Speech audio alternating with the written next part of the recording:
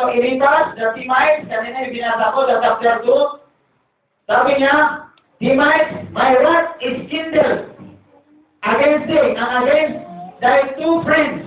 Ito, kaibigan ni Job. No? Nagagalit ang Diyos sa kaibigan nila. Bakit? Anong dahilan? Bakit ang Diyos nagalit? No? Anong dahilan? For he has not spoken of me the things that is right. No? Hindi sila nagsasalita ng mga bagay na mabuti patungkol sa Job. Kay Job.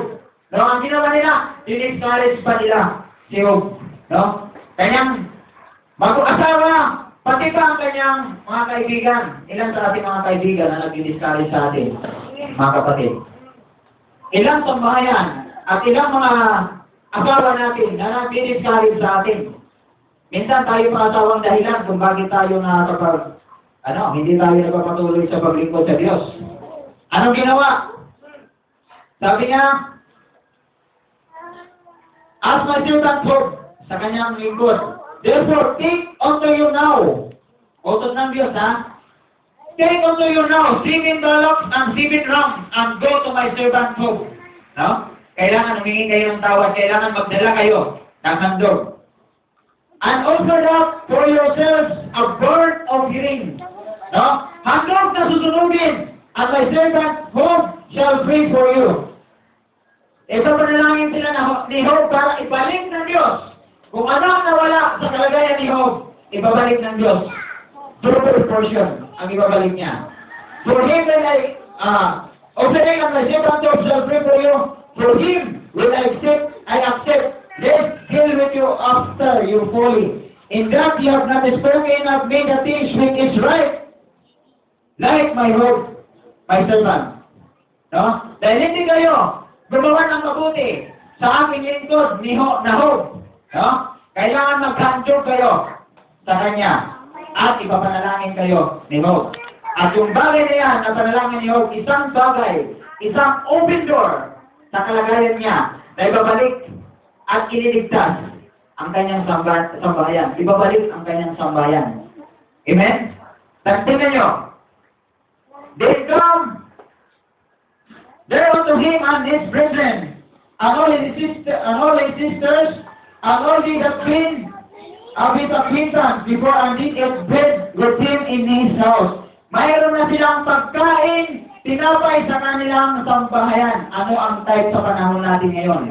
Mayroon silang pagkain sa kanilang sambahayan. No? Ang kanyang kaibigan at si Job at ang kanyang sambahayan. Bakit? Naibalik ng Diyos. Ibinalik ng Diyos ang nawala ni Job. Double portion ang binigay. So, anong ginawa? So the Lord blessed the little end. Hope more than his beginning. No? For he has 14,000 sheep. Dati kanina, 7,000 lang. Pero ngayon, 14,000. No? 14,000 and 6,000 camels and 1,000 yokes of oxen and 1,000 sheep of asses. No? Doble ang blessing na binigay ng Diyos sa kanya. He has also 7 sons and 3 daughters. Kung paano mayroon siyang 7 na lalaki, sons, 7 sons and 3 daughters, 3 babae. Now, tingnan nyo, and he calls the name of the first Jemima, and the name of the second Kesia, and the name of the third Kins, Happo. And in the land where no woman found so fair as the daughters of Job. No? Sabi niya dito, nung ibinalik ng Diyos sa kalagayan ni Job, yung kanyang 10 anak, yung 7 anak na lalaki at 3 anak na babae, wala na hihigit na kagandahan sa kalagayan nila, sa kapanahunan nila noon. Bakit? Taglay nila ang inspirasyon at ang kubinan ng Diyos sa panahon ni Job.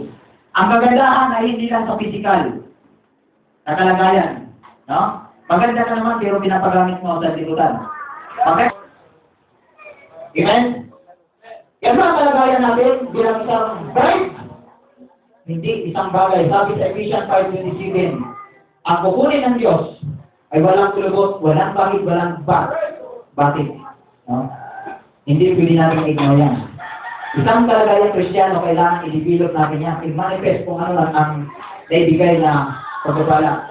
Baka Diyos, ang taglay ni Job sa panahon niya. Ibinalik ng Diyos. Ibinalik pa kanyang sambahayan, naligtas pa. Si Job, naligtas siya. Maraming complaint si Job. Pero sabi niya, ang mga complaint ko ay isang bagay na kamangmangan sa sarili ko sapagkat hindi ko nalalaman ang iyong kaisipan sa Panginoon. Hallelujah. Nagtanong, pinapasubok tayo ng kahirapan sa buhay natin. Pero tandaan natin, mayroong ibibigay ng Diyos na blessing, double portion ang ibibigay sa iyo. Amen? Hallelujah! Palapakan natin ang Diyos na buhay. Praise God. Pangalawa, sa kalagayan ni Noah. Ano ba yung kalagayan ni Noah? Pangalawa ang napag-witness sa atin. Sa time natin ngayon, na ang Diyos, ang kanyang salita ay gagamit siya ng sugo na mula sa Diyos. No? Mamaya magbabasa ako ng mga pangungusap ng ating propeta sa panahon nung natin ngayon. Praise the Lord. Sa Genesis chapter 6, no? May utos ang Diyos sa kalagayan ni Noah. Detalyado lahat para maligtas ang kanyang pagkamayan. Amen? Hallelujah. Sa chapter 6 ng Genesis, gusto ko may isang magbasa. Pati yung Mula chapter 9. Exploring Eden is what? Gusto makita. Gabi na sinasabi. Pero hanapin ko kayo. Hindi. Alam, kinanong ko na. Kasi yung hulong niya sa akin mo na walang doktor. Kasi di ba wala na ito? Verse 10. Pero wala na. Verse 10. Wala. Sige, sino ang mag-volunteer? Wala na ibang gagalaw doon. Sinasabi niya yung Bible? Pakihawak ihihilaw. Okay, basahin ko na lang. At Noah begat three sons. Hindi, huwag kagalaw-galaw. Sino to? Si Shem, Ham, and Japheth. The earth also was corrupt before God, and the earth was filled with violence. No? Kung paano ang kalagayan sa panahon ni Noah, sa panahon ng Gomora, at sa panahon natin ngayon, sa panahon natin ngayon ay full of violence. No? The lover of pleasures more than lovers of God. No? Eloquent. Napaka-tinding mga pangungusap ito na Dr. Pablo. Mga rebuke sa kalagayan ng sambayan. Ang isang bagay na makakapagsunog sa kalagayan ng physical. No? And God said unto Noah, the end of all flesh is come before me. For the earth is filled with violence, destroy them. And behold, I will destroy them with the earth. No? Isirain niya. Pati yung, mundo. Make the ark of copper. Pag sinabi, make, it is the commandment by God through Noah. No? Make the ark of copper, wood. Rome shall thou make in the ark, and shall fix it within and without. With pitch. Yung pitch dito, yung, tawag nito, yung pampahid. No? Yung pampahid na hindi lumusot yung tubig. Ganun tayong alkitran, no? Kung sa panahon natin ngayon, alkitran. No?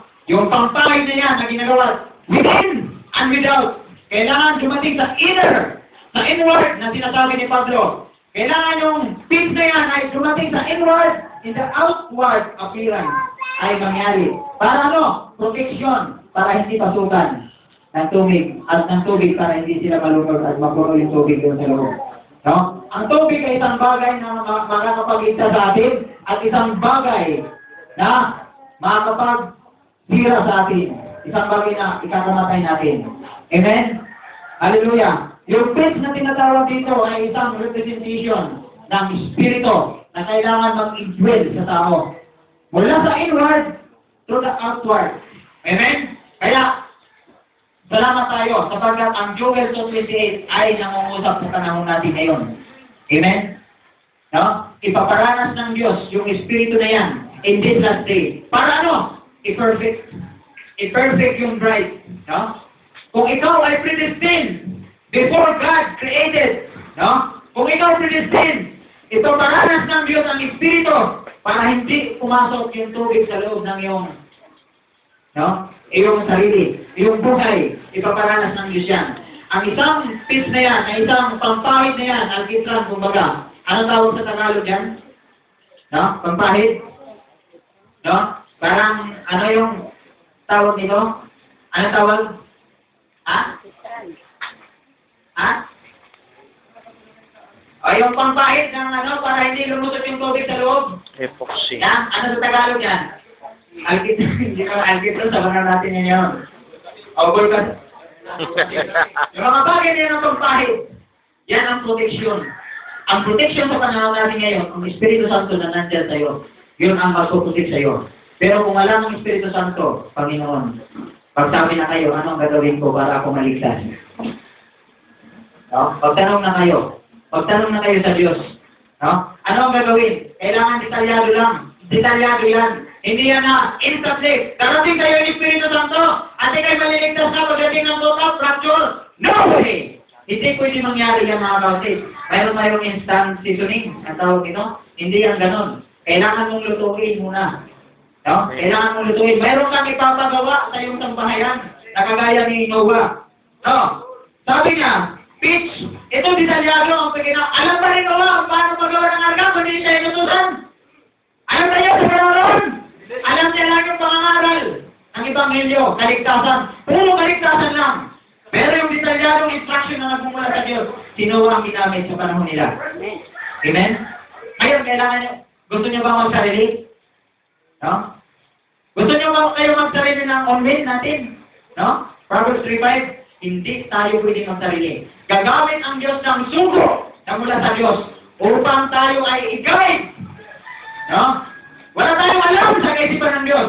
Ang Diyos ay namusap sa magitan ng kanyang lingkod na propeta upang ipahayag sa atin at ipakain sa ating sambahayan. Amen? Praise the Lord. Dito, tingnan natin, pangalawa na mag-witness. And this is the fashion. Ito, fashion. A perfect para sa kaligtasan nila. Which thou shalt make it out. The length of the ark shall be 300 cubits.